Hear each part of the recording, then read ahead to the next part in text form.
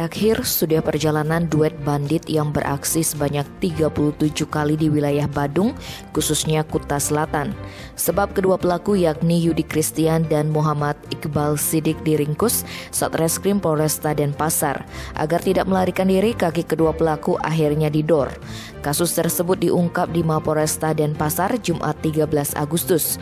Kapolresta Denpasar Kombes Pol Jansen Avitus Panjaitan didampingi Kasat Reskrim Kompol Michael Huta Barat menjelaskan penangkapan dua pria asal Nusa Tenggara Timur ini bermula dari laporan korban bernama Risti Primasti. Kala itu Jumat 30 Juli pukul 6.30 korban bersama saudaranya dan pelatih surfing hendak menuju pantai Honeymoon, Jimbaran, Kuta Selatan menggunakan mobil Fortuner untuk belajar surfing. Ketika sampai di TKP, wanita itu memarkir mobil di lokasi yang agak jauh dari tempat surfing. Karena dinilai aman, Risti meninggalkan barang-barang bawaannya di dalam mobil.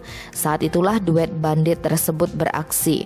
Mereka memecahkan kaca mobil menggunakan batu besar dan mencongkelnya lalu membawa kabur barang berharga di dalam mobil. Saat korban kembali ke tempat parkir, ia melihat kaca mobil pecah dan tas berwarna hijau lumut berisi barang-barang raib.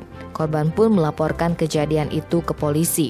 Atas laporan tersebut, kurang dari 24 jam, tim Resmob Reskrim Polresta Denpasar berhasil meringkus pelaku Yudi di kosnya di Jalan Suradipa, 1 Gang Jepun Cendana, Peguyangan Denut. Sementara Iqbal ditangkap di kosnya Jalan Ceningan Sari, Gang Melati, Denpasar Selatan. Sempat melakukan perlawanan, kedua pelaku didor di bagian kakinya. Akibat ulahnya, pelaku terancam pidana penjara 7 tahun. Tim Bali Express melaporkan.